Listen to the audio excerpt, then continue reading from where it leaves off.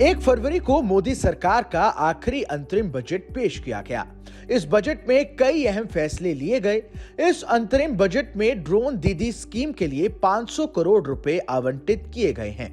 पिछले साल के मुकाबले यह आवंटन 2.5 गुना ज्यादा है।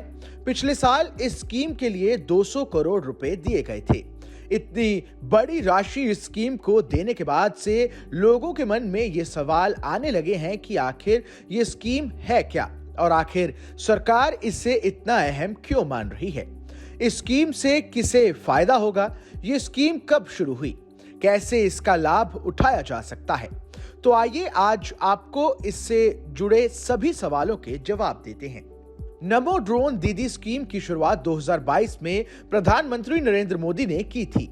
इसके तहत 1 लाख महिलाओं को अगले 5 सालों में प्रशिक्षित किए जाने की योजना है। इस योजना को देश भर के कृषि विज्ञान केंद्रों के जरिए लागू किया जाएगा। नमो ड्रोन दीदी योजना के तहत महिलाओं को ड्रोन उड़ाने, डेटा विश्लेषण और ड्रोन के रखरखाव के बारे में ट्रेनिंग दी जाएगी।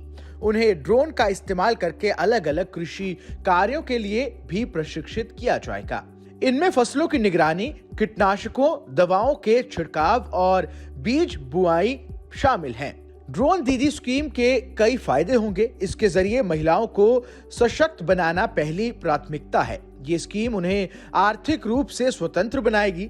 इससे कृषि क्षेत्र में उत्पादकता और दक्षता में बढ़ोतरी होने के आसार हैं।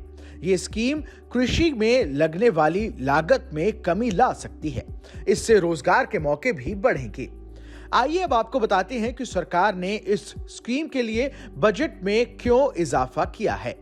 दरअसल ऐसा माना जा रहा है कि इससे सरकार ज्यादा महिलाओं को ट्रेनिंग देना चाह रही है। सरकार का लक्ष्य अगले 3 साल में 10 लाख महिलाओं को ड्रोन उड़ाने और एग्रीकल्चर में ड्रोन का इस्तेमाल करने के लिए प्रशिक्षित करना है। इसके चलते सरकार का ध्यान ड्रोन के लिए बुनियादी ढांचे का विकास करने में भी है। सरकार ड्रोन के लिए प्रशिक्षण केंद्रों, मरम्मत केंद्रों और चार्जिंग स्टेशनों का निर्माण करने वाली है। सरकार ड्रोन टेक्नोलॉजी के विकास के लिए अनुसंधान और विकास को बढ़ावा देना चाह रही है। ऐसा भी माना जा रहा है कि बजट में इजाफे के पीछे सरकार की सोच बीते कुछ सालों में बढ़ रहे ड्रोन स्टार्टअप को प्रोत्साहन देने की भी है। सरकार ड्रोन स्टार्टअप को तकनीकी सहायता प्रदान करने में जुटी हुई है। इस खबर में बस इतना ही। ये खबर आपको कैसी लगी हमें कमेंट कर जरूर बताएं। देश दुनिया की तमाम बड़ी खबरों के लिए देखते रहें न्यूज़ नेशन का डिजिटल प्लेटफॉर्म।